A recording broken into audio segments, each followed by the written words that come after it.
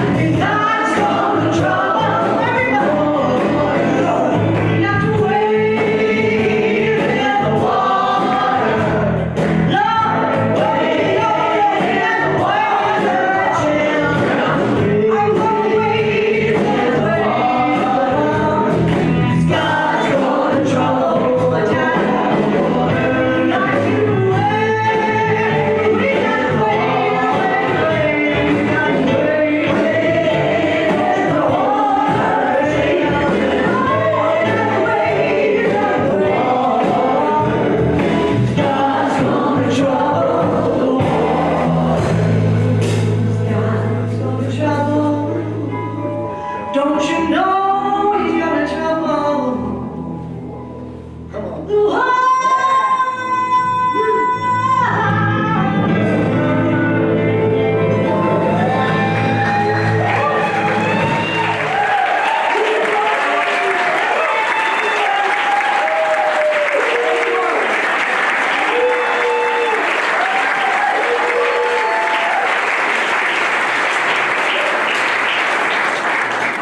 Well, you might as well just stay standing.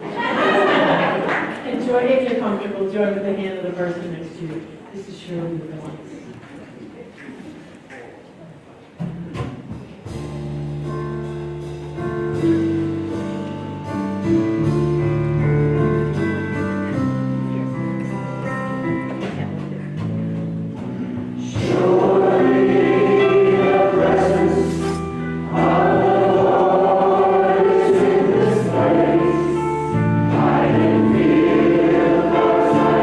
Power and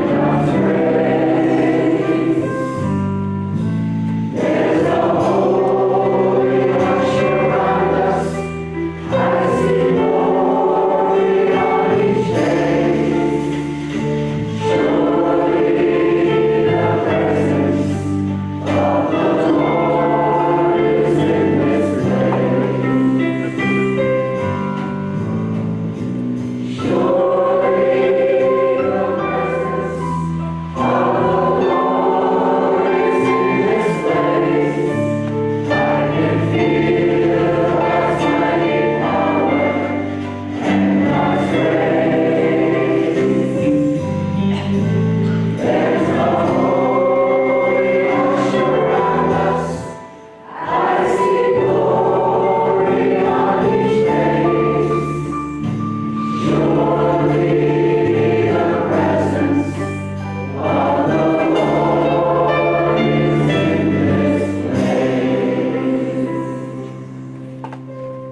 us pray. The presence of the Lord is in this place because you are here. You are the embodiment of the divine. God's love is your love. God's strength is your strength. God's life is your life.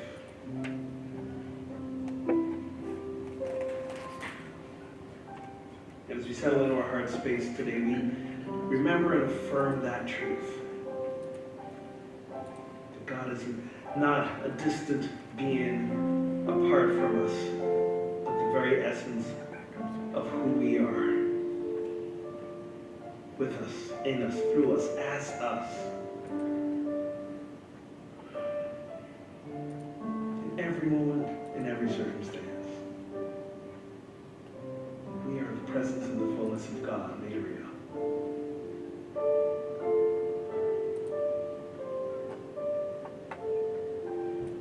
Let us remember that. Let us celebrate that. Let us shout it from the rafters. Let us shine it in every moment. This is who we are here to be. We are here to be God made visible. And so it is, and so let it be. Amen. So amen. You may be seated. Good morning. Welcome to Unity on the River. I'm Reverend Holden Holder, Senior Minister here. So thrilled to see you. As I always like to say, as I implied in my prayer, if you want to see the face of God, you simply need to look to another person. So turn to someone and say, God looks good today.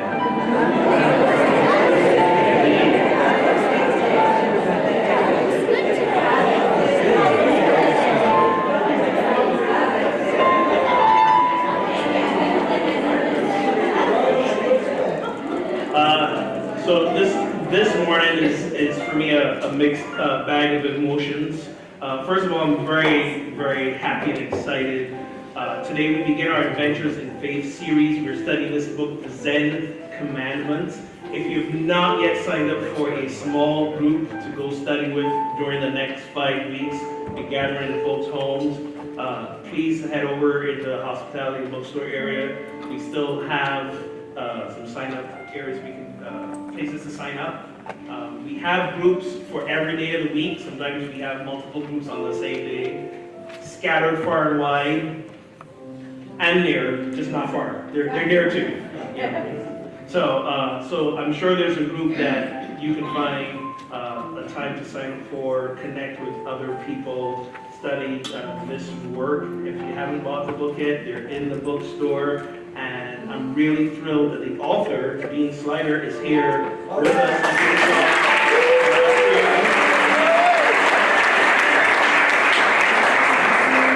I'll tell you a little bit more about him before he comes up to speak. He'll also be doing a workshop after service, so if you can, grab a little snack in hospitality, come back here and really get a jump start on this material. There's some good stuff in here, folks. Good stuff.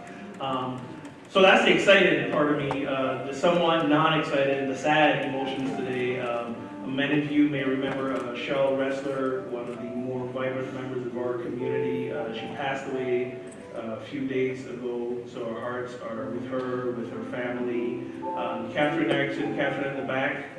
She and Cheryl and a couple of the folks were are members of China's interfaith ministry. And they are interfaith ministers. They're planning a service for Cheryl here, October the 14th. That's a Saturday, October the 14th. That's next Saturday, I believe. Yeah, next Saturday at 1 p.m. So as many of you that can make it, please come in memory and honor of Cheryl and supporting her family and each other. And also, many of you know John Davey. John Davey is also a couple of days probably away from making his transition. He's at home and working with wonderful folks from hospice. His family's come in. If you don't know John Davey, he's basically the patriarch of this community. I mean, 94.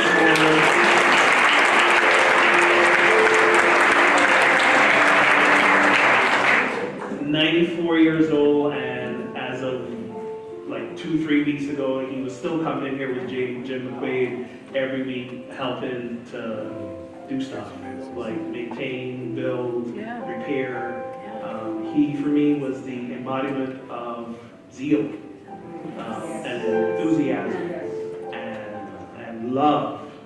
I spent a few minutes with him yesterday, and he, I walked in and he was resting, dozing, and his family's like, go ahead and hold his hand. I said, I don't want to disturb him. He said, no, it'll be okay. And he held his hand. As soon as he held his hand, his eyes popped open. And he looked at me, and it took about 2 seconds for him to recognize me. When he recognized me, like this just beautiful, angelic smile came on his face, and he wanted me to tell you that he loves you.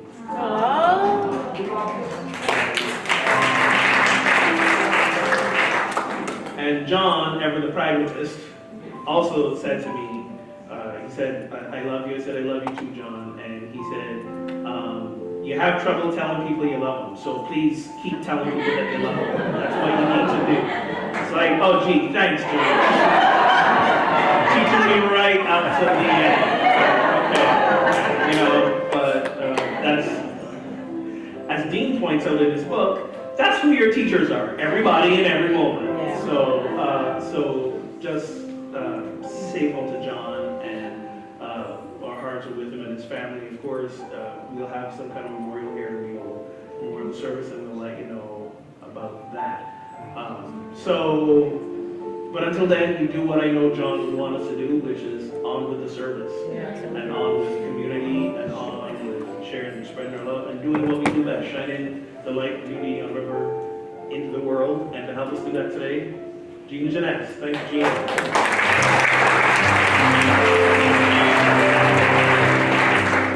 Good morning. Welcome to Unity on the River. I am Gina Jeunesse. I'm facilitating this morning for Dean Sluyter. We'd like to welcome anyone who's celebrating with us for the first time today. Is anybody here new today? If you do, could you raise your hand, please?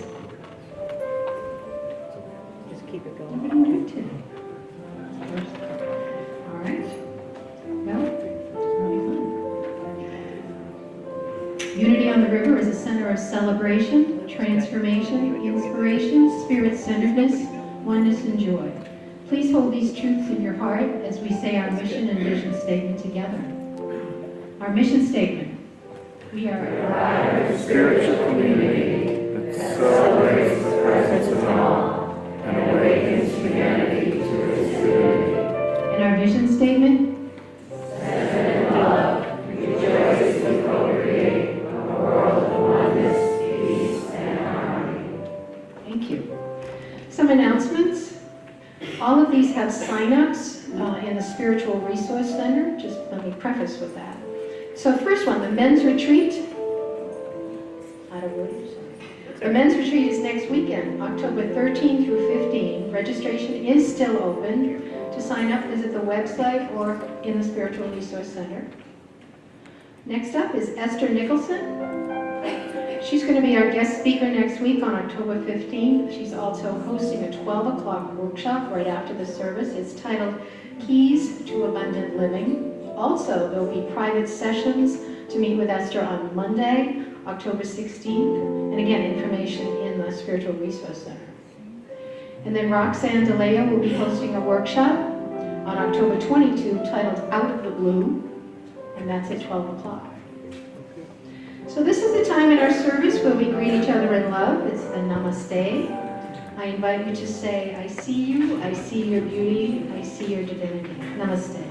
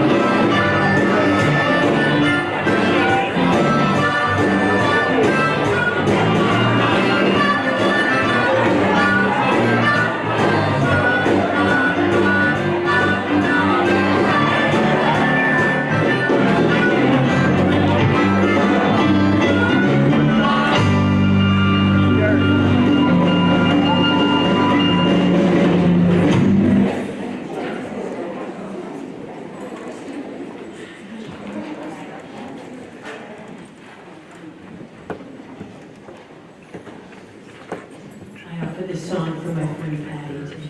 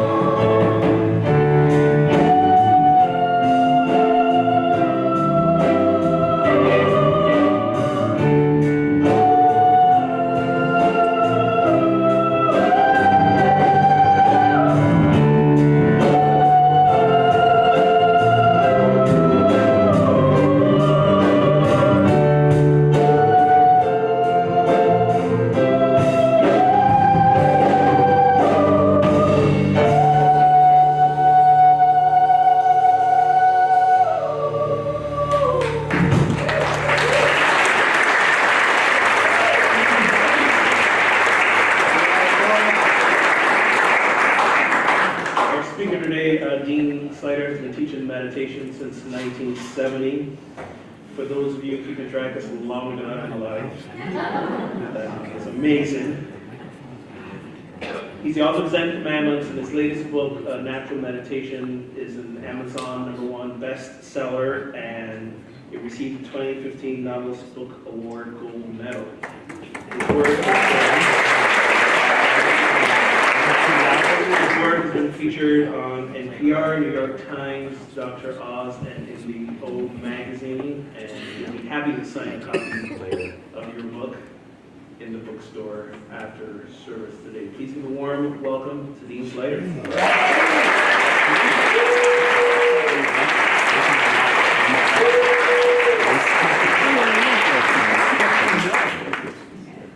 It's fun. Thank you. So good to be here. Am I on? You're on there. You're on 1-1. I'm on here. 1-1-1. Okay. Thanks so much for being here. Thanks so much for being. Boy, this is great. Yeah, I read somewhere once in some book years ago, someone said in some sort of, as a put down to someone else, they said, he's the kind of person who goes to church for the organ music. And sitting here this morning listening to the music, I said, yeah? What's the problem?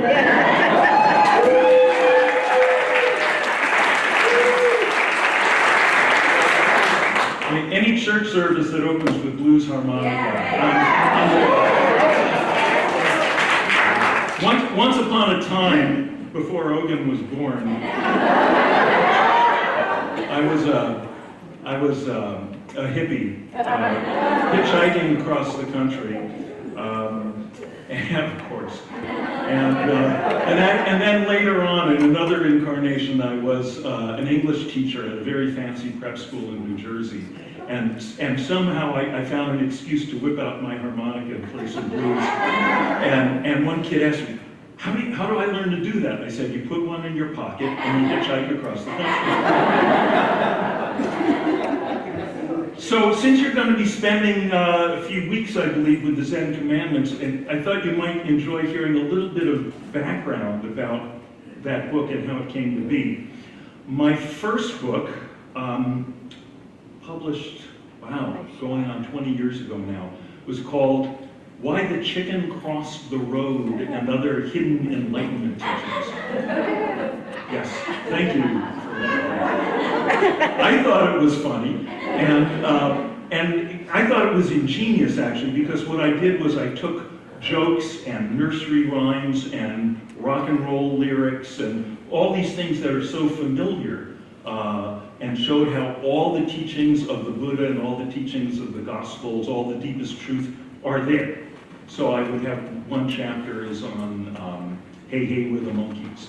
And one chapter is on Little Jack Warner Sat in the Corner. And one is on the Great Penny Youngin, Take My Wife, Please. And I thought I had such a good time writing this thing and do it's what the Tibetans call, when you like find stuff that no one else sees there and you make them see it. The Tibetans call that squeezing the legs out of the snake.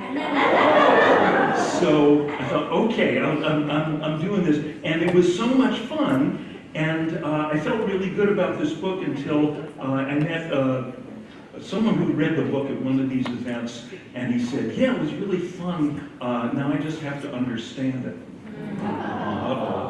So I decided, okay, the next book, I'm going to lay it out just make it as plain and as straightforward as I can so that no one can miss it, right? Because, if you're coming down from the mountain with your commandments, you've got to get them so everyone can get it.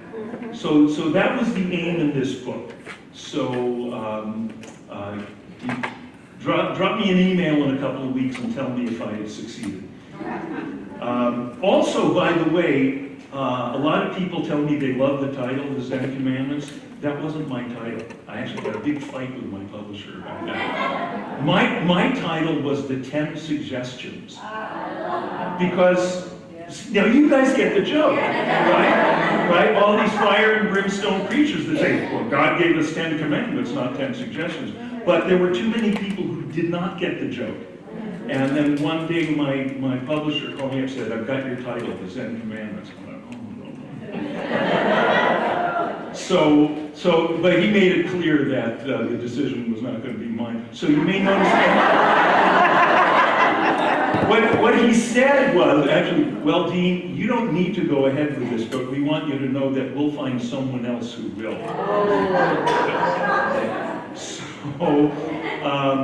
So you'll notice at the very beginning of the book, there's an author's note, where basically I say, well, this book, it ain't Zen and it ain't Commandments, but otherwise it's a perfect title. And I snuck 10 suggestions into the supplement. So you'll be looking at, in the coming weeks, Ogun mentioned one of the suggestions or commandments is to recognize teachers. One is to notice the moment. One is to bless everyone. But what I want to really focus on today, both right now and in the workshop this afternoon, is the first, which is rest in openness.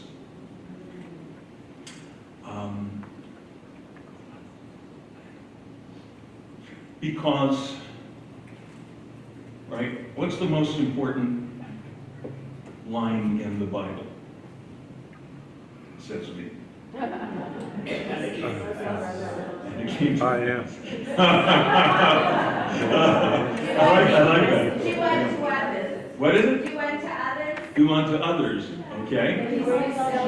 I am. What? On the seventh day. Thou shalt not. That's good. This is an interesting essay question. What else you got?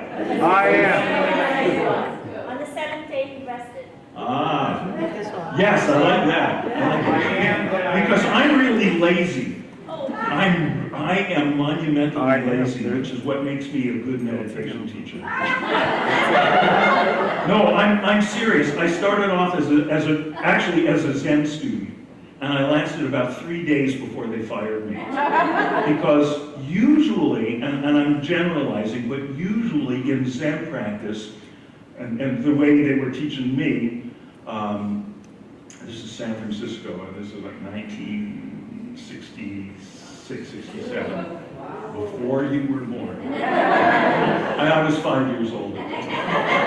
And the way that Zen practice generally works is you have to sit stock still. You have to sit like a stone Buddha. You're supposed to hold your body still and hold your mind still, and they walk behind you with a stick. And if you start getting squirmy, they whack you across the back of the shoulders with a stick to straighten you out. So I said, okay, I'm way too squirmy for this. I'm just my mind is too squirmy, my body's too squirmy, and it was great. That was the first of many spiritual nests that I got kicked out of, all of which has been a blessing. And so what that did was it forced me to look around and find where are teachers who represent genuine, authentic spiritual traditions, meditative traditions, not something that somebody made up, in California 2 weeks ago, and they learned it and they taught the workshop, and then the next week the person who took the workshop is teaching the workshop. I live in LA, I see a lot of that. But genuine traditions, which are important because that means the stuff has been road tested for several centuries. People have road tested the stuff and found out that it works. So where are the authentic traditions that teach effortless meditation? And I know that phrase, effortless meditation, makes some people's minds explode. It sounds wrong. But think about it. We look at, when people think about their meditating, they say, okay, but my mind is so noisy. It's like looking out at the surface of the ocean. There are all these waves tossing around.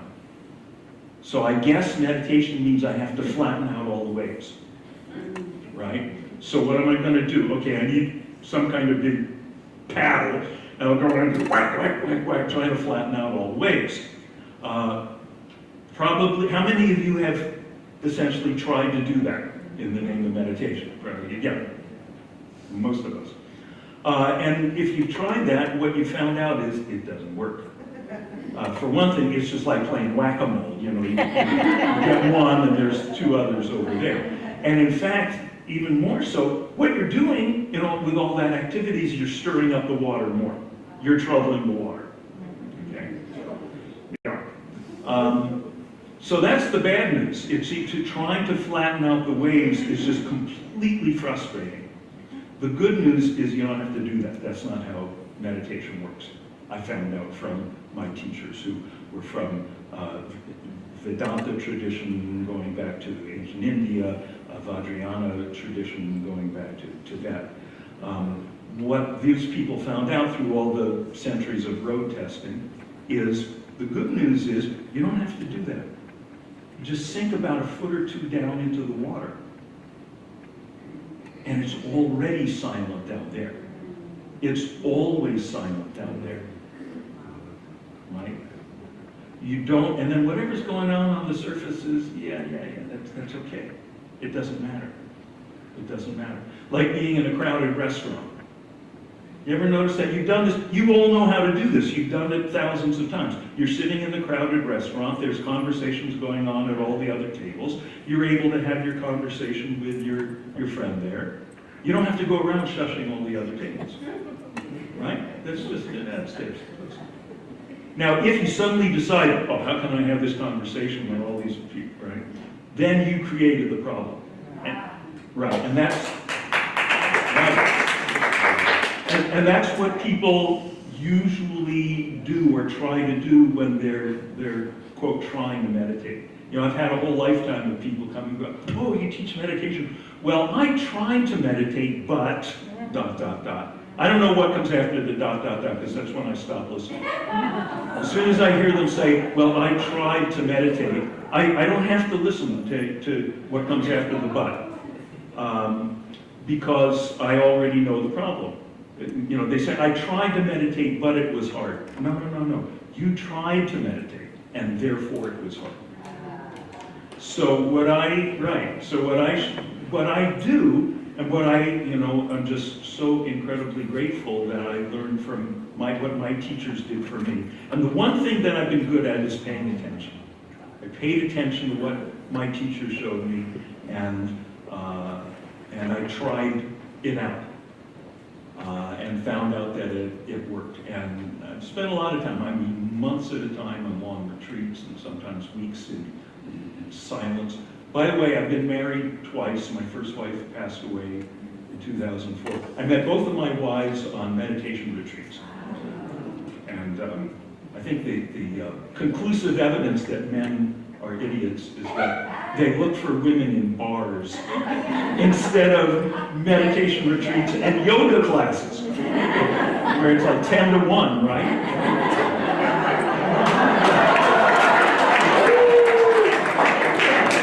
Like, what are they not getting? By the way, this book, the Zen Commandments, Ogun mentioned that my latest book, Natural Meditation, won this novelist gold medal for the best mind, body, spirit book of 2015. And that was especially sweet because 16 years ago, when the Zen Commandments came out in 2001, it was nominated for a similar prize. And I was a finalist, and I lost to the Dalai Lama. Wow.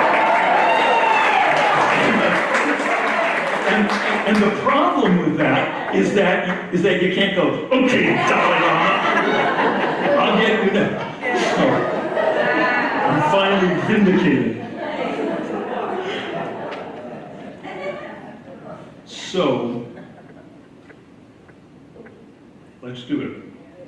Let's have a little taste of natural meditation, or resting in openness, the way I put it in this book. Need a chair.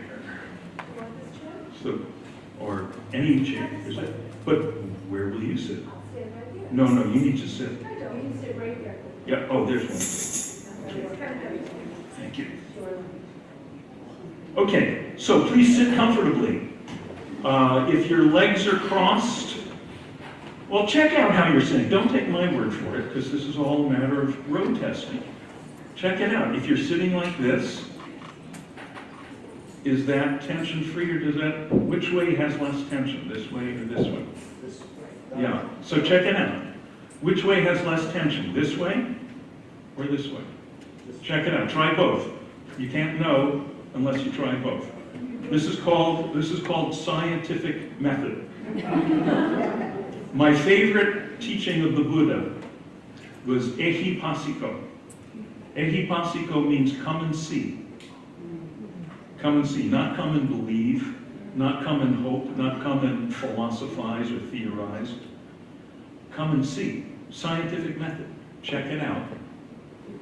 So, to me that feels less tense. To me this feels less tense. So we're sitting comfortably. And if at any point you need to move or scratch your nose or straighten your leg or something, feel free. I promise I will not hit you with a stick.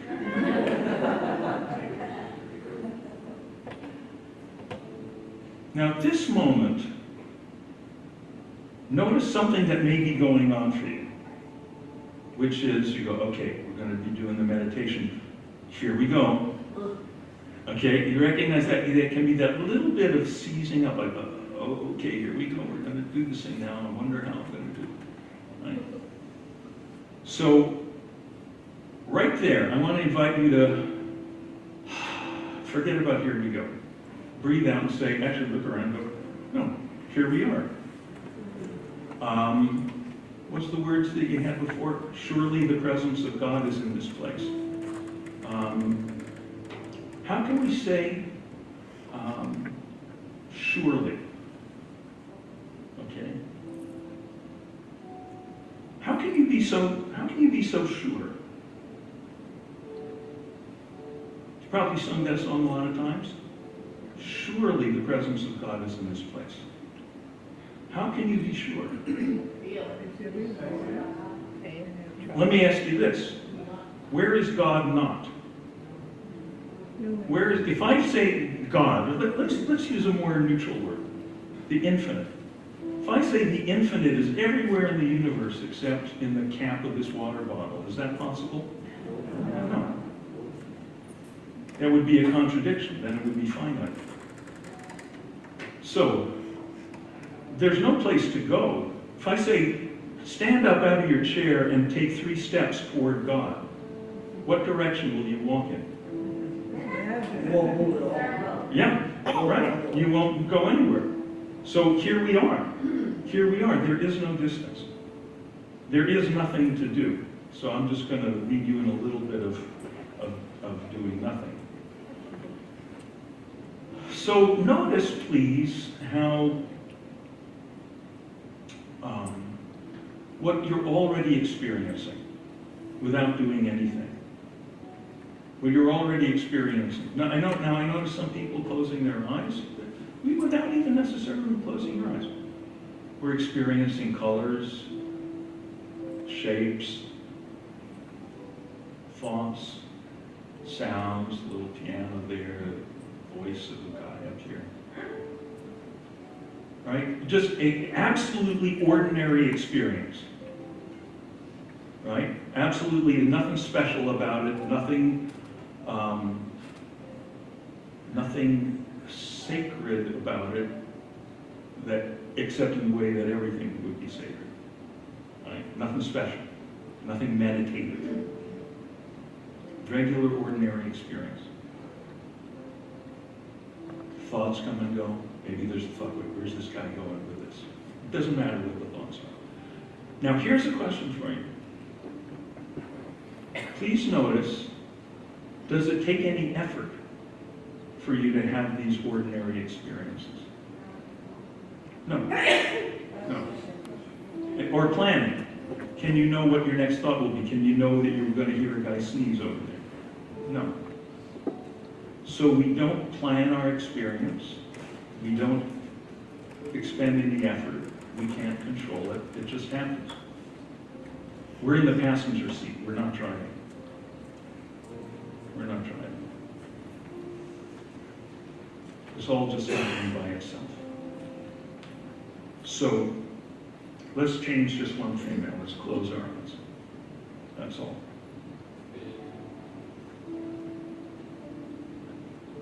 Don't meditate.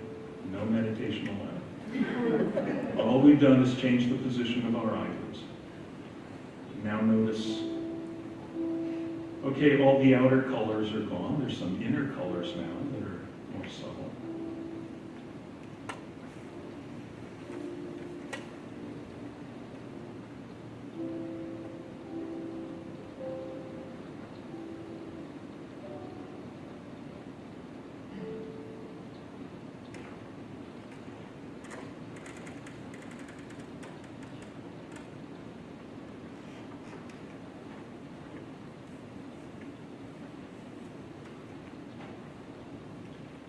Sounds are still there. Thoughts are still there, coming and going on their own. Everything continues to happen on its own.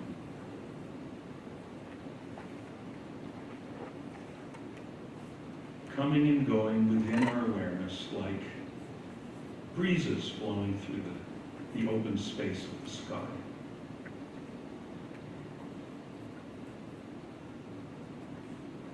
And the sky, which in this case is our awareness, has room for every kind of breeze. The sky doesn't pick and choose. The sky is total openness. This is the way it's always been. Only for once we're resting in openness.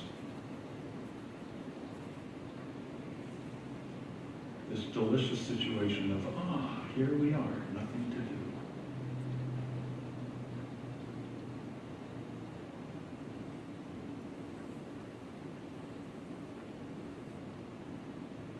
do. Just allowing everything to come as it comes and go as it goes.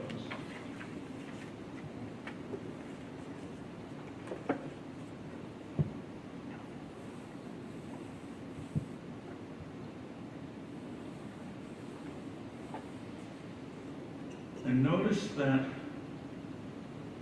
no kind of breeze damages the sky.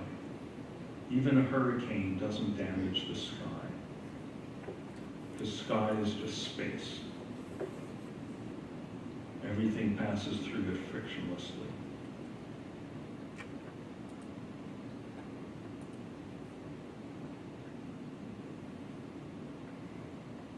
So no matter what the thought is, or the sound is, or the feeling of happiness happens to pass through, fine. If the feeling of sadness or worry happens to pass through, fine.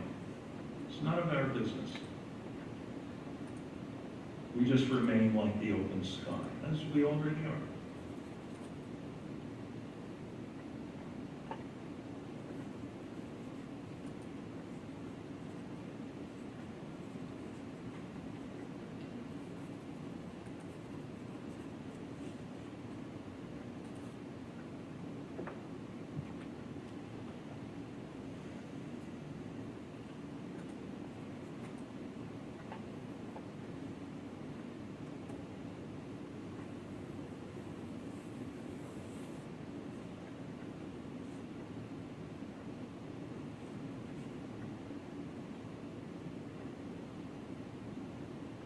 Not trying to concentrate,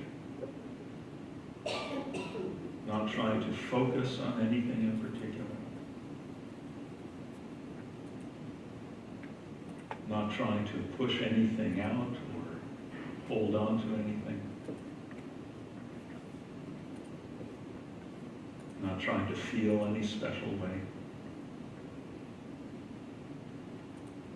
We don't need any special mood. Because just as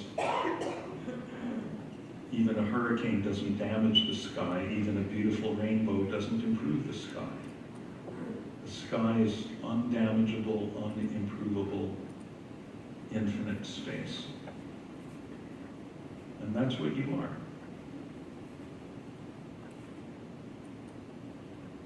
Just this ordinary awareness. Awareness space.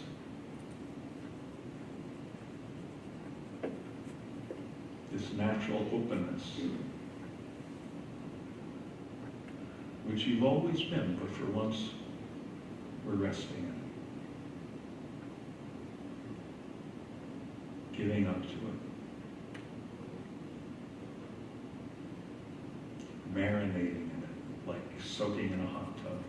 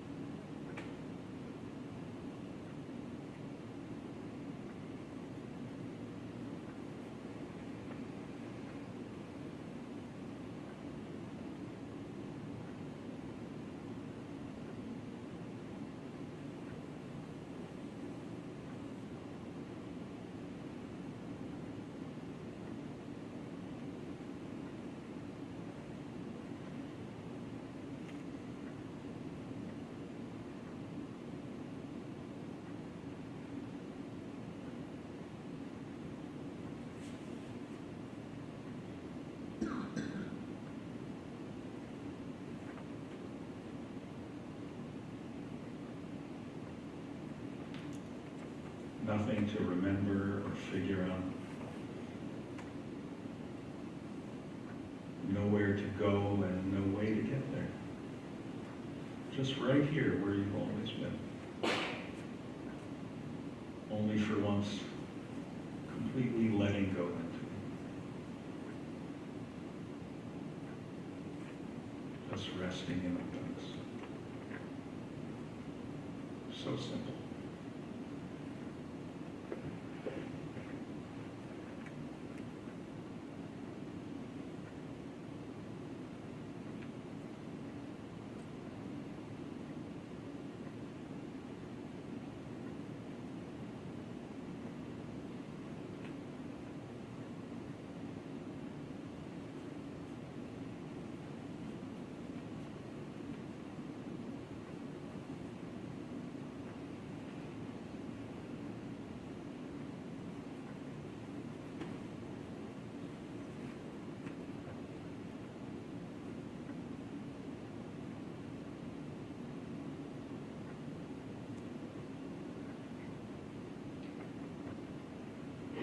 Now keep the eyes closed, but take a minute or two to start bringing the body back to a more active state. Kind of like waking up in bed in the morning. Stretch a little bit, shift your body around a little.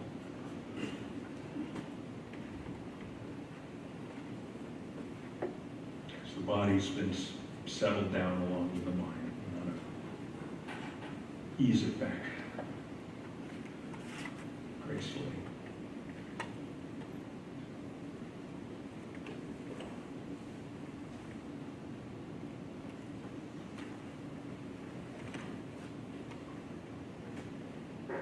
And then when you feel ready, you can slowly open the eyes.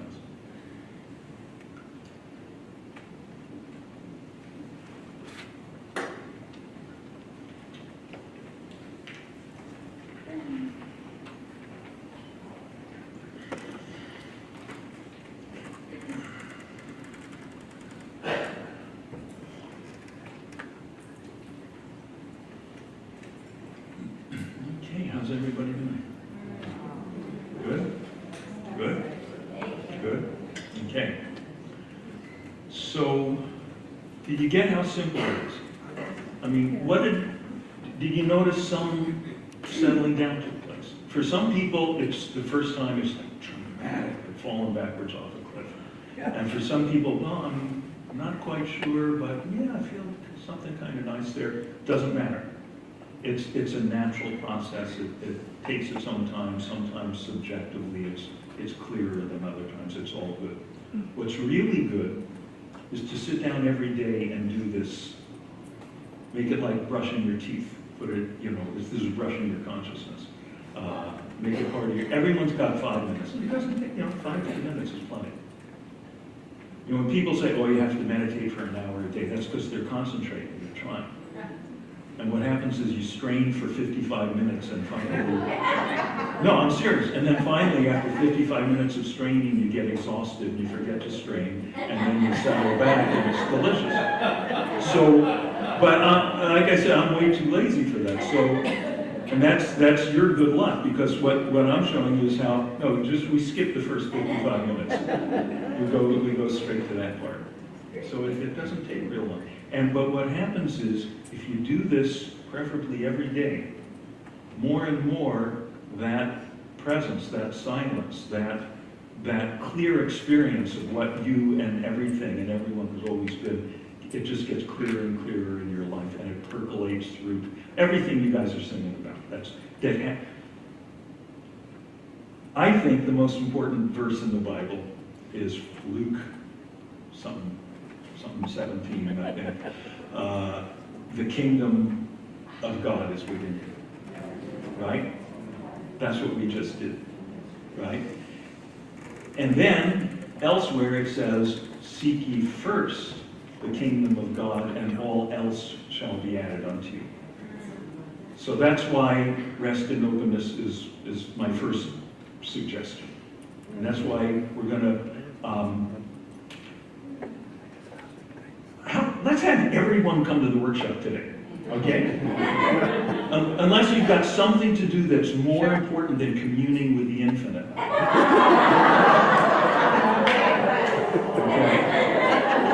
Okay? You know, I say when God calls, take the call.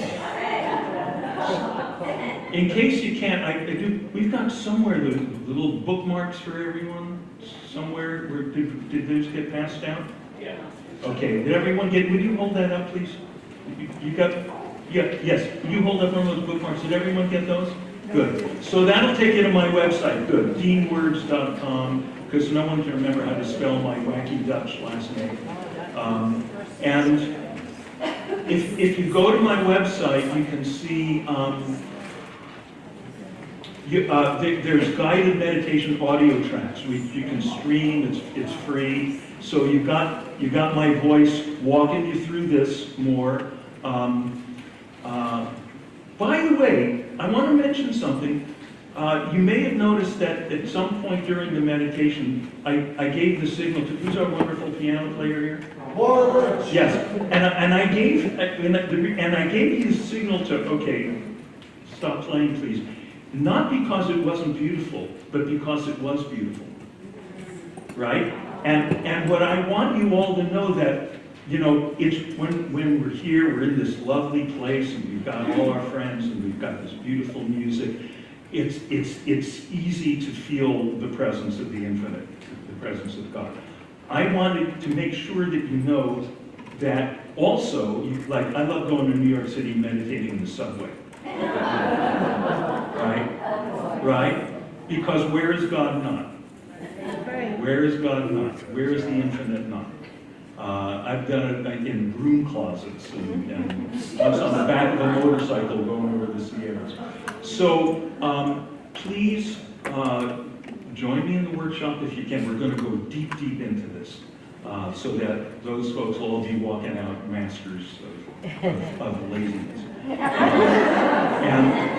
And otherwise, for sure, keep in touch. Go to my website. Any questions that come up as you're studying, as you're reading, as you're practicing, don't hesitate to be in touch. That's what I'm here for, okay?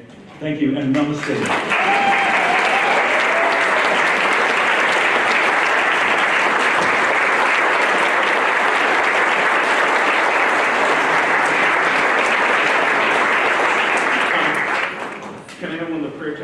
Bring up the prayer box, give the blessed prayers in the prayer box, and as she's coming forward, I do want to remind you that if you enjoy just being in that place of silent meditation with everyone, we do that every Wednesday night here for even a longer period of time. So this is really what our Wednesday night services are, anywhere from, you know, a nice 10 to 20 minutes, just sit in peace. Thank you. Silence with each other. So I want everybody to come to Wednesday nights as well. So if I can invite you to, again, just take a breath and drop into our heart space. it feels right for you to close your eyes, but really focus on that love center that you are as we hold all the names, circumstances here in the prayer box. Please note anytime if there's something heavy on your heart, someone for whom you have a care or concern, or prayer team will pray. Hold them, lift them up in the consciousness of divine love. The prayer I always say is a prayer of gratitude. Thank you for the circumstances in my life that I may remember that this too, here too, is God.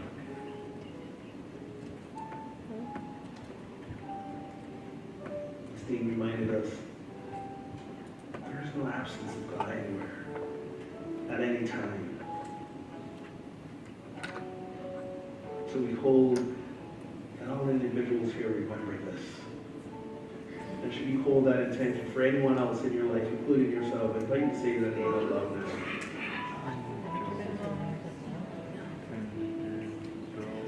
In so doing, we bring ourselves into that remembrance that these people, these names, the presence of God in every situation is an invitation to show up as the presence of God. And again, we hold in our hearts a special place of love, of gratitude, of comfort for the family of Cheryl Wessler, for Cheryl herself, our dear friend John Davey and his family. These times of death may be sad.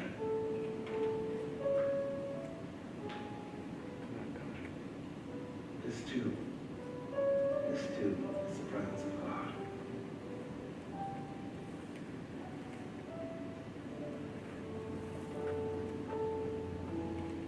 And so it is.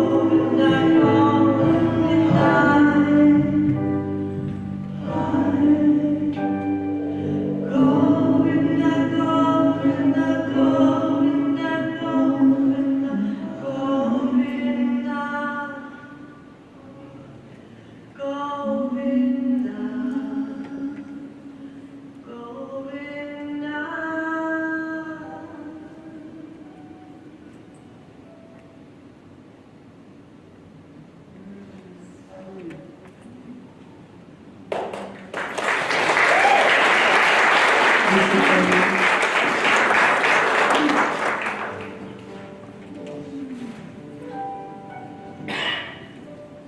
Thank you, Lisa.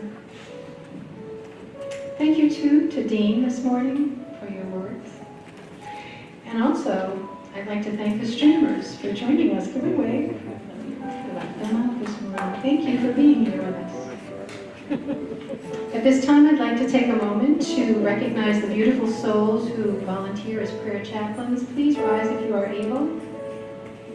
These wonderful people can meet with you for prayer or gratitude, or just simply sit in silence with you after service.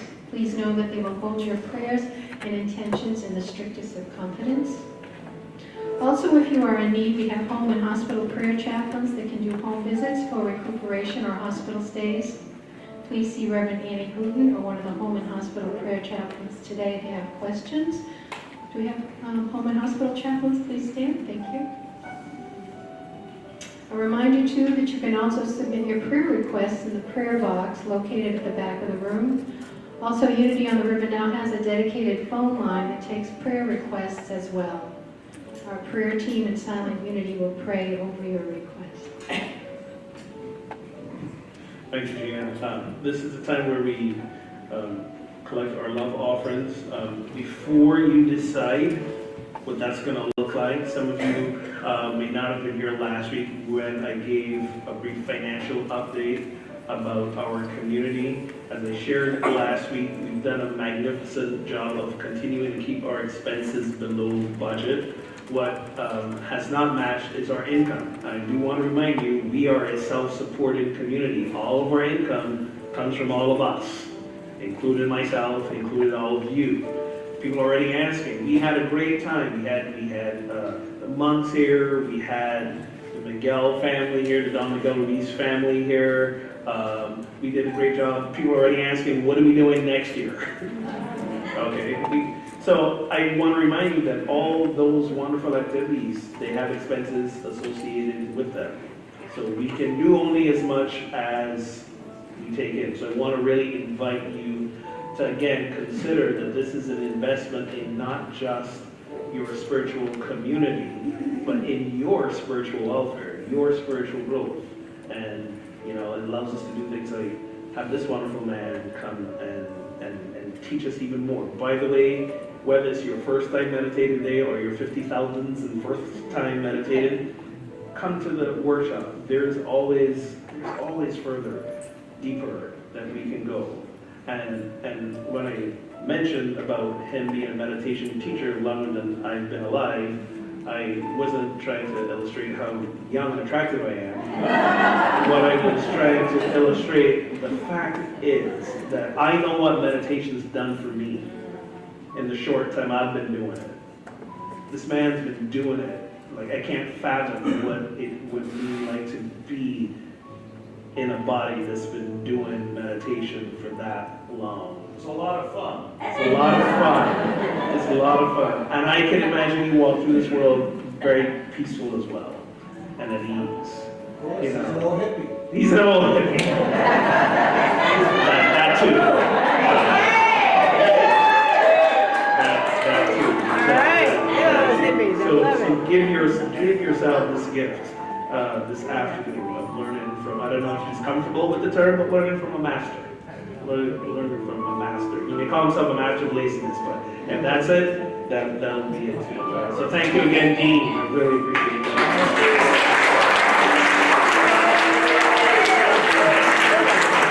So the other thing I have to say is I'm the kind of person that sometimes I'm not good at math, but math works to help me out. So I usually like a lot of structure in my life, despite I also being lazy. So when you consider how much you want to give today and what would really help our community best, consider giving 25 to 50% more than what you usually give. And I know what you're thinking, Reverend Holder, those are some big numbers. What are you talking about? Okay, you do the math. If you usually give $10 on a Sunday, you know, today maybe give 12 to 15. And maybe give 12 to 15 for the rest of the year. Those are not big numbers when you break it down that way, okay? But this is what will help us finish the year not just strong, but make sure that we can continue to provide the spiritual nourishment that we do through these guests, through all the activities that we have, and we can continue to grow as a community. So I invite you to take your gift in your hand, truly infuse it with the love and abundance that you are, as we say our affirmation together. Divine love adds me, blesses and multiplies all that I am, all that I have, all that I give, and all that I receive. Thank you. So as the ushers come forward with the baskets, a couple more announcements I want to make. You know that we had that big concert a couple Wednesday nights ago here, and we took in a little over $3,200. It was amazing. Just so you know, how we broke this up is that 90% of what we brought in is going toward the hurricane relief effort. 10% is going towards starting our new soundboard fund, so that we can even have better experience here on Sunday morning. So we have 90%, 20% of it went towards, I don't think Heather Westcott is here, as you know, but one of our congregants works with an organization started by Buckminster Fuller, you all know that name, and they're a rebuilder organization. So they were one of the first group of volunteers on the ground in Houston, helping to distribute food, supplies, all that kind of stuff. So 20% of what we came in went to that organization so that they could get some more. Some of it is going to, the rest of it is going to go to Puerto Rico in two different sections. There's an organization, what is the name escaping me right now? I should write these things down. I think Hispanic Unidos, maybe that was it. I don't remember, but they're also doing ground level work, and some of it we're holding back because our board member Malik Stan, Malik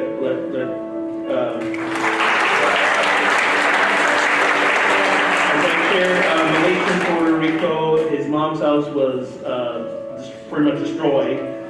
His family there they've just been struggling. Malik's heading down next week, you said? The 18th. Malik's gonna go, I think he's trying to go bring his mother back, see what he can do to help out, and he's open to taking down some supplies. I don't know if you've been watching the news, but this is how the supplies are getting into Puerto Rico in a lot of ways. Private citizens who've got planes, boats, whatever, they're just packing up stuff and they're taking it. They're not waiting for the government to sort itself out. They're just doing it. And every little bit counts. If you don't think a suitcase of food is going to help someone in Puerto Rico, trust me, it is. So Malik's going down. He's compiled a list of materials he's willing to take, and I think those are out somewhere. Yeah, so he'll be out there. He's got a list of things.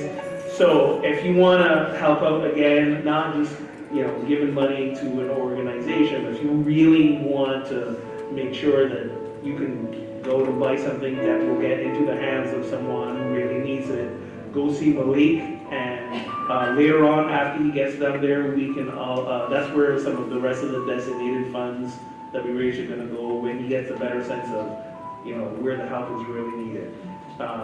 So it's fascinating. Usually at the unity conferences, when we have events like that and the church raises money, the church gets to keep all the money. And given where we are financially, we could have used that 3,200 plus. But you know what? It's about abundance. It's about giving. It's about you help others who are in greater need, and they're in great need, and it's affecting us personally because Malik's presence here, and some of you met his mom, and she's been here, and she's an absolute hoot. So this is more about making sure that we're spreading love and abundance. A couple other things coming up. We have our gala coming up on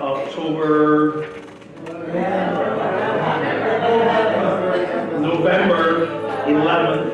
Test and make sure you pay attention. Where's Carol? Carol, come on up. Carol's got an announcement to make regards to that. But also I need to let you know that the big thing we need right now for the gala are we need sponsors and we need events for the auction. So sponsors are like businesses who can pay to have their business advertised in the program that we're giving out. It's kind of like a business directory, if you will, and it'll help support us, but also get the name of whether it's your small business, your big business, any friend you know who has a business, maybe you're trying to start a business. This is a place where you can, for not a whole lot of money, advertise and be seen, okay? So that's an option. We also need things for our live auction. When I say things, I mean anything. They can be live experiences. So for example, our board member Sharon, she and her husband have a boat. They auctioned off a ride on the boat. And the folks who won that, I did that with them just a few weeks ago. So it can be something like that. It doesn't have to be an item that costs you up front. If you have an experience, maybe your third cousin is a world famous artist and you got one of their paintings hanging in your house and you want to throw that in for the live auction, we'll take it. And see Carol. Carol, what did you have to share? So also, like he was saying, we're going to do something really different this year. We're going to try to make our program book more of a business directory. And with that, today we're doing a great special. You can have your business card. That's all you need is a business card. And we're going to have a business directory page. So for as little as $35, you can advertise your business.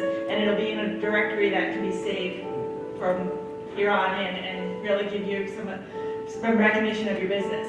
But right now, we're going to have some fun because ticket sales have just started. And today we're going to have Florence and Roxy out in the hospitality area selling tickets. But today we have one lucky winner is going to win the first ticket to the gala.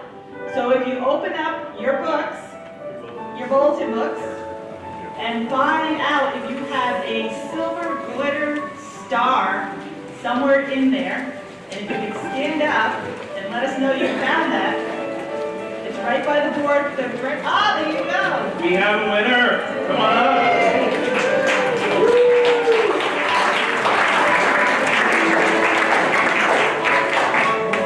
Awesome. There you go. There's your free ticket. All right. So this. I'm sure you're winning here. There you go. So just stop by the desk so we can record your number because all of our tickets are numbered. And that's the other thing. If you can't go to the gala, which you are going to be very disappointed if you don't go this year because we are in a great place this year. It's a new venue, great new food. They're going to accommodate all of us in a live band and auctioneer, so don't want to miss it. But if you can't go, you have the opportunity as well to buy some tickets that we can then use as a benefit for people who can't afford the $50 donation. So definitely lots of things we can do. So get excited. It's time to start celebrating. We're less than 5 weeks away from gala. So thanks, guys. Thank you, Carol. And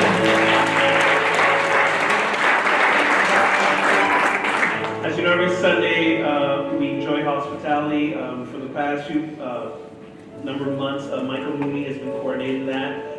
He has to step away from that. He's actually, I believe, going to be starting training to become an interfaith minister, which is awesome. Isn't it from China? I think he's doing China too. Maybe. I don't know. I think he is. Yes, he is. I'm getting confirmation. So he's beginning to let some things go to make more room in his life for that. One of those is coordinated hospitality. So we do have a request for someone to step into that role, and Judy, who actually used to do that, is here to share a little bit about what that looks like.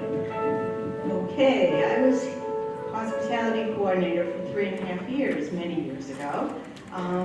And when I was offered the position, and believe me, I was called to that position, I heard the word in my head, in my heart, and I was afraid. I was always afraid.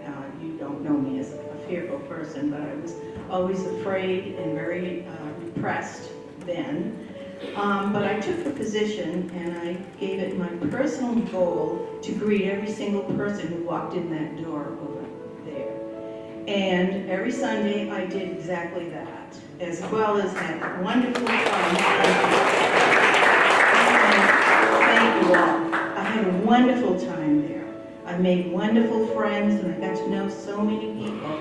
And lo and behold, somewhere along the way, I realized that I had been transformed by that position.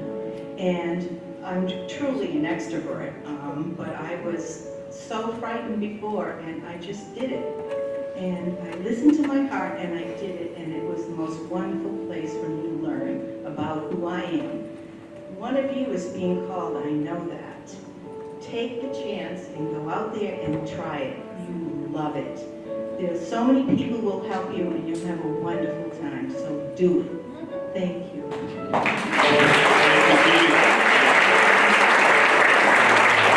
And as you know from in your own homes, the kitchen's where the fun's at. That's where the fun's at. And they have fun, just as much fun here as well. So let's take a moment to give thanks for these gifts. So that from that place of knowing that just as there's no absence in God, there's also no lack in God. And we are that abundance made manifest. So we give thanks for these gifts. And as always, we continue to give. And we will give a portion of these gifts back into the unity movement, into this community, continuing to expand our reach, expand our joy. And we are grateful. And so it is. Look at the time. We got to sing. We got another song, right? Yes. We do one more song. We're going to bring our kids in. And then you're going to go get a snack. And then you're going to come back here and meditate with Dean. That's your plan for the afternoon. Hit it. You love it. No football. John Davis. John Davis. Love this too. There was a time in my life when I thought I had to do it all by myself.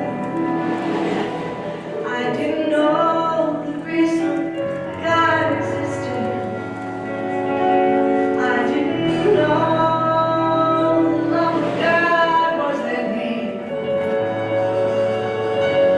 But now I can say,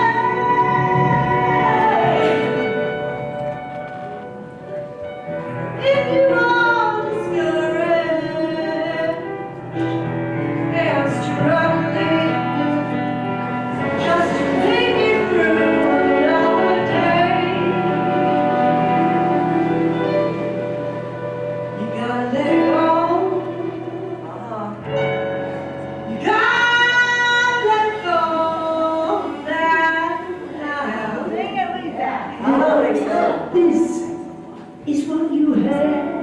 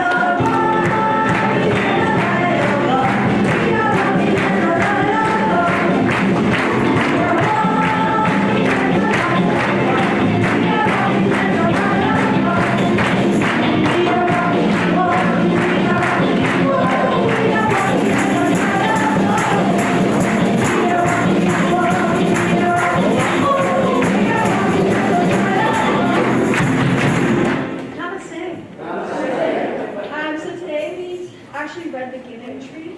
So we were talking about different ways that we give. And then we made our own giving tree, actually. We made some of these and wrote ways that we give. We put them on our tree, so if you want to come check it out, see them on our wall. But yeah, it was really awesome today. Cool. So yes, go check out the Giving Tree wall. And before you go, as always, we got to thank a lot of people who made the service happen. One of the teams we are thanking today is our youth and family team and volunteers. So thank you. Yay!